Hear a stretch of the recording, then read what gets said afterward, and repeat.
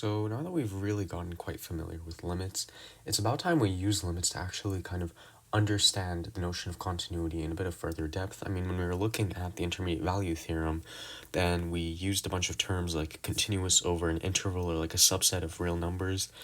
And so now what we can actually do is define these very, intense terms. And so we've dealt with continuous functions over R or over the real numbers. So continuity over R.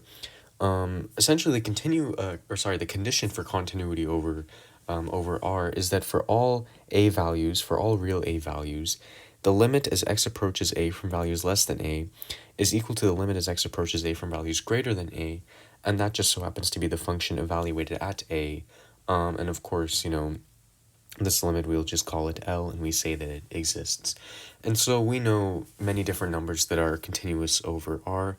For example, e to the x is continuous for all x values that you input into it. So all real x values you input into this function, you will always get a definite value, and it will always, whatever value you get will abide by this condition over here. Another good example of a continuous function maybe is like sine of x.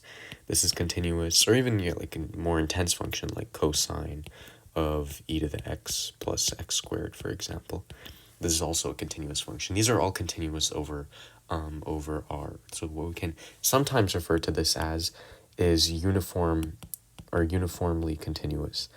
And this is a concept that appears in real analysis. I don't think I spelled continuous right.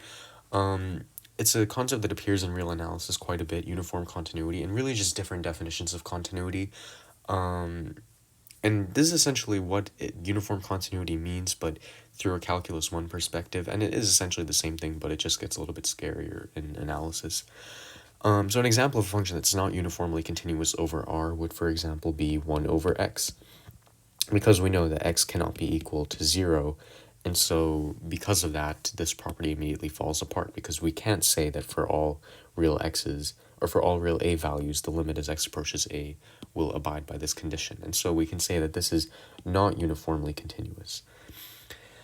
And then we have the notion of continuity over an interval. And, the reason why I used omega here is just to indicate like some subset or some interval in, of the real numbers.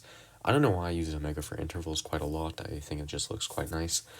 And so essentially, we're continuous over an interval if for all a is a member of that interval, so for all of a values that exist within this interval, the limit as x approaches a from values less than a is equal to the limit as x approaches a from values greater than a, which is just equal to the function evaluated at a. And again, we'll use the same letter L. We'll say that it exists. And so essentially, this is kind of just like a I guess you could say a sub-branch of continuity over R.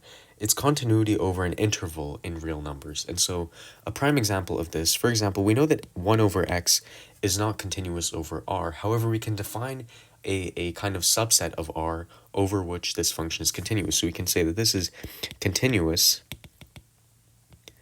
and we can define an interval. We can say that x, so continuous for all x, is contained within the interval from negative infinity to 0, and then we can take the union of that with 0 and positive infinity, right? And so essentially, another way to write this big thing over here is just the set of all real numbers such that x is not equal to 0, essentially. And so we can say that it's continuous over this interval. It's continuous over this kind of subset, right? It's continuous over this interval over here from 0 to positive infinity. Of course, this is an open interval. And it's also continuous from negative infinity to 0, an open interval as well. Another example would maybe be like, for example, the square root of x. We know that for x is less than 0, the square root of x is not defined, right? It's not defined in terms of real numbers, at least. And so we say that this is going to be continuous. So I'll just put that. So it's going to be continuous for all x is a member of real positive, right? And that includes 0 as well. So essentially, it's continuous whenever x is greater than 0. Or another way we could write it, if we wanted to write our interval, is we would say it's continuous from 0 to positive infinity, right? So although it's not continuous uniformly, it's not continuous over the entire real number line, it is continuous for a portion of the real number line, and that holds true for 1 over x, and for many different examples. Even the natural log of x is continuous for the same, over the same interval whenever, actually it's not, it's continuous whenever x is a member from 0 to infinity without including 0, right? Because we know it asymptotes as x approaches 0, it goes to negative infinity. And so if we constrict x to this domain over here, then this property will hold true, and we can say that it's continuous over this interval. And now the final kind of even smaller subbranch of continuity is continuity at a point. And so we're going to choose some arbitrary point. We'll say x equals a, where a is just some arbitrary real number. And we say that this function is continuous at this point, at x equals a. Again, I'm not going to read this entire thing out, but essentially it's the same exact definition. However, the thing that we're really changing as we kind of go into smaller and smaller kind of sets of continuity, if you will, is this initial condition over here. So if you look at the very beginning, we were just saying if you choose any real number, then this kind of condition with the limits has to hold true. And then when we looked at continuity over an interval, we choose any real number that's a member of that interval. And now here, we're just choosing one particular real number, and we're saying that we're continuous at this point if this property holds true. This is a little bit more difficult to understand because it's not as easy as like just thinking about constricting the domain. Instead, one way you can think about continuity at a point, for example, I'm going to draw out, and I'm going to actually switch colors to this. What's a nice color? Maybe this purple color. So let's say that we have some sort of function over here. Maybe it does something like that. And then right at this point over here, maybe we'll have a kind of removable discontinuity, and then we'll continue going up, whatever. You know, we don't really care what else happens to this function afterwards. So we're not going to be continuous at this point. Maybe it looks something like that, right? So this is our function evaluated at f of a.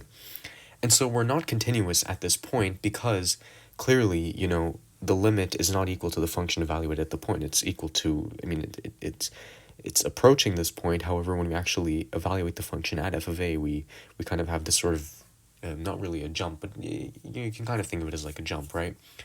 Another example of continuity at a point, or actually rather the opposite of a discontinuity at a point, is maybe if you have some sort of crazy piecewise function that like looks something like this, and then over here, you know, you have what we call a jump discontinuity, and then it continues something like that. And so this would be our point f of a right over here. Obviously, this is not continuous at this point because we have a jump discontinuity. So this property right over here with the limits doesn't actually hold true. But for example, if we go back to our previous example, if we take this point over here, and let me say that this is our point. Let's say this is f of a right over here. Then here we're continuous at f of a. Sorry, continuous at x equals a. And so we can say that we're continuous at this point because if we take the limit as x approaches a from values that are less than a, we can see we're approaching this. Actually, let me also switch colors again. Let me take this green color. If we take the limit as x approaches a from values less than a, and the limit as x approaches a from values greater than a, we converge to this one particular value over here, and that value just so happens to be f of a. And so we can say that we're continuous at this point. And so it's very important to distinguish between uniform continuity, continuity over an interval, and continuity over a point. They're all very important concepts that are defined, at least in Calculus 1, in terms of limits.